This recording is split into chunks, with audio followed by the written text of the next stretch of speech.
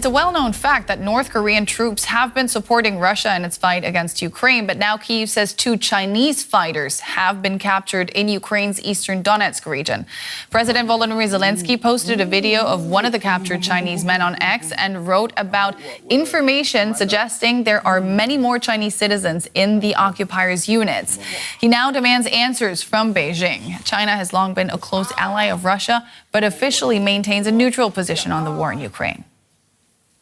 Zelenskyy told a news conference in Kyiv that China is yet another country that has become involved in the war after Iran and North Korea. But there is a difference. The North Koreans fought against us in Kursk. The Chinese are fighting on the territory of Ukraine. And I think this is an important point that we probably need to discuss with our partners urgently. I understand that we are a strong country, but we cannot fight simultaneously with many countries, all of which want something from us. We very much hope that after this situation, the Americans will talk more with the Ukrainians and then with the Russians. And we very much hope that the Chinese side will also react. Well, Zelenskyy has also warned in recent weeks that Russia is preparing to launch a spring offensive in Ukraine. Let's take a closer look. Ukrainian troops drilling near the front line in the Kyiv region in the northeast of the country. Soldiers say they hope for peace, but they say they also have to be ready in case the enemy attacks. It's here that Ukraine thinks Russia could be planning a new offensive as spring weather improves. President Volodymyr Zelenskyy, speaking in Paris last month, said Russia was dragging its feet on ceasefire talks in order to seize as much land as possible before coming to the table. Russia rejects a complete ceasefire. The message is clear. Russia wants the war to continue. It's dragging it out. President Vladimir Putin, for his part, says Russia continues to make gains. We're advancing, maybe not as quickly as some would like, but persistently nevertheless. We are confident that we are getting closer to achieving all the aims of our special military operation. Russia's army currently occupies almost 20% of Ukraine's pre-war territory. Russia tried last year to make inroads along the northeastern front near Kharkiv and the smaller city of Sumy. Ukraine's surprise counteroffensive in Russia's Kursk region forced the Kremlin to change its plans. Redrawing the map is one of the Kremlin's key demands at any future negotiations to end the war. And Putin may be thinking, the more land Russia can grab, the more Russia will be able to keep.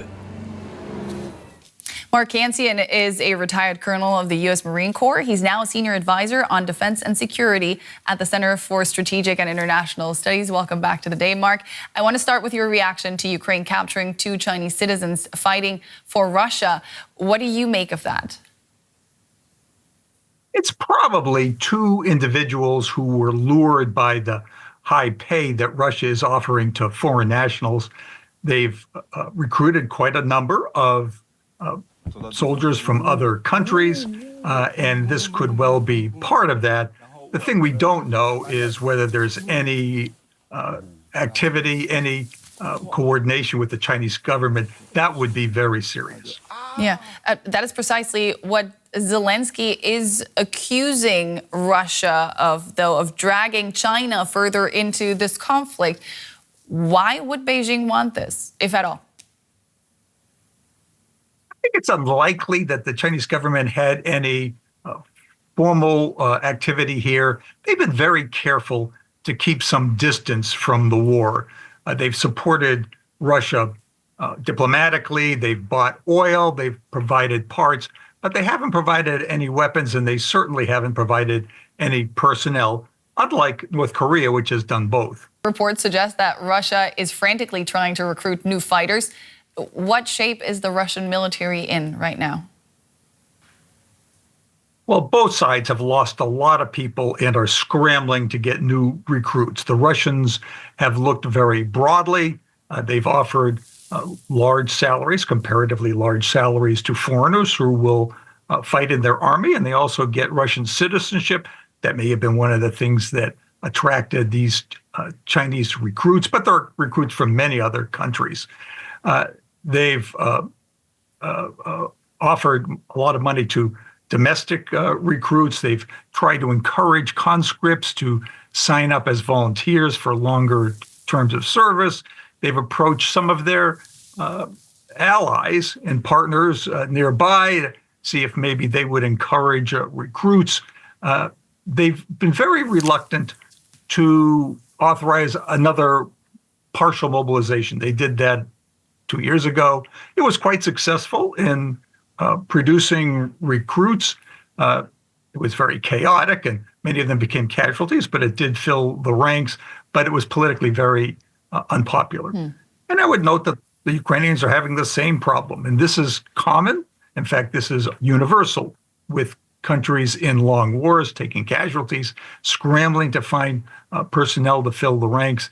With the Ukrainians, the big debate is about conscription age. Right now it's 25, which is very high compared to other countries. The United States, for example, when it was conscripted at 18. So I think did the Germans, I believe.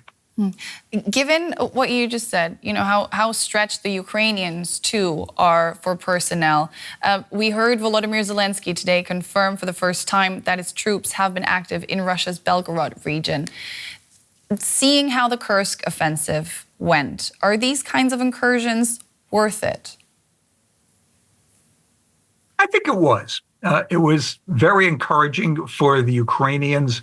Initially, they pushed forward very rapidly. They held it for a long time. Ultimately, they were not able to hold it long enough, but it was one of those things that was worth trying. And it likely has had a lingering effect on the Russians. That is, that the Russians have had to defend a lot of their border more strongly than they otherwise would have, lest the Ukrainians do something like that again. And that pulls troops away from the other fronts, particularly in the Donbass and along the southern region around Zaporizhia.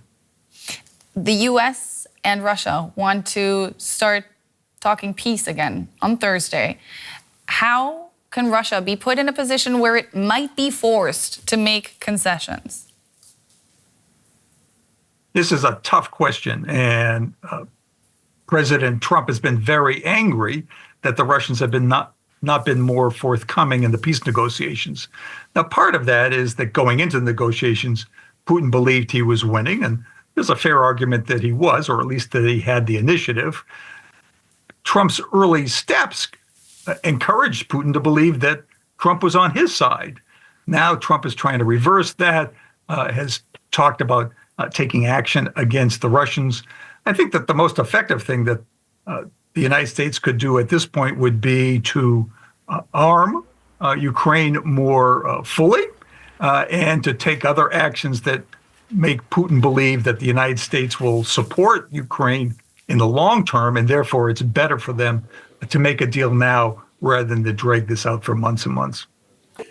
Let's take a closer look at all of this and bring in Mikhail Alexseev. He's a professor of political science at San Diego State University. Mikhail, welcome to DW. Chinese fighters on Ukrainian soil, we heard it there. Do you think Beijing is really getting more directly involved in this conflict?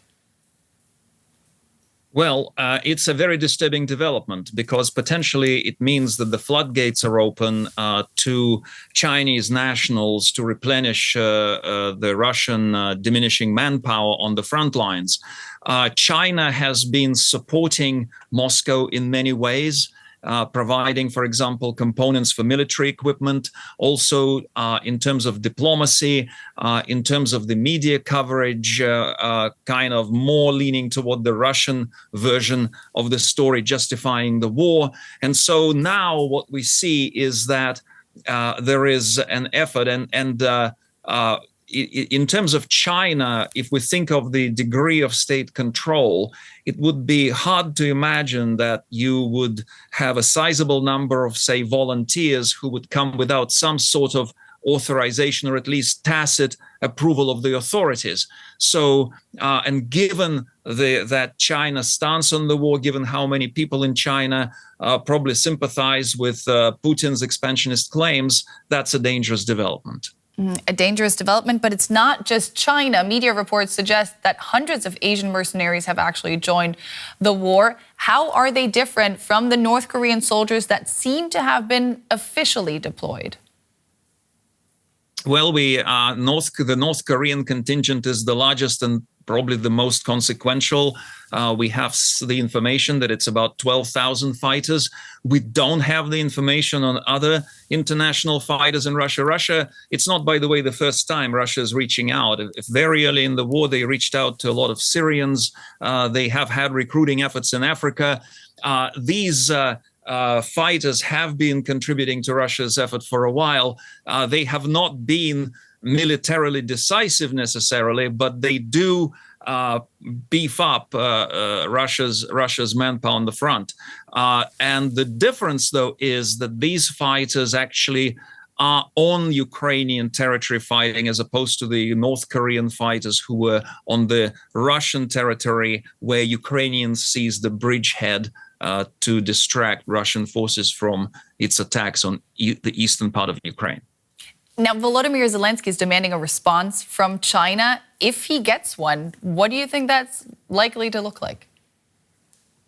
Well, likely to be some kind of denial or some kind of downplaying. I don't really think there will be a serious response, more in the nature of like official cover-up of this and downplaying the story. So that's my view on the Chinese response.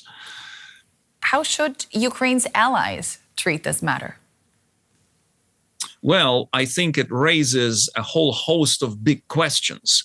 For once, what does it mean for the efforts to bring up some kind of ceasefire? It surely shows that Russia intends to keep the military effort going if that channel of military personnel going all the way to China is open and is getting more active. It's in some ways a slap in the face of President Trump's effort to conclude a peace deal between Russia and Ukraine. And it also indicates that the idea of somehow opening up Russia for business and turning it into some kind of geopolitical asset for the United States to counter China is rather misplaced.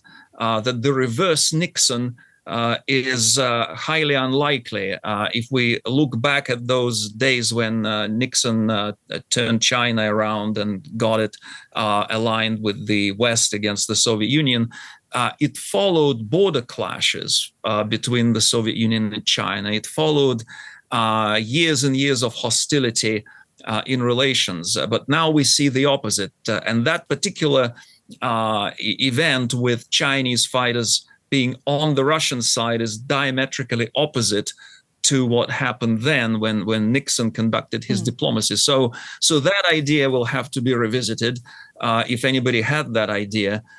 And also in terms of the kind of things that can be done, it reminds us that for all the sanctions on Russia, for all the military support to Ukraine that the West provided since the beginning of the war, there have been some gaps. There have been weaknesses, particularly in third-party sanctions.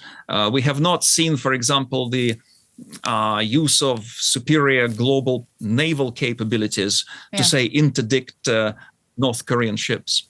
That was Mikhail Alexseev, professor of political science at San Diego State University. We appreciate your time. Thanks so much. Thank you.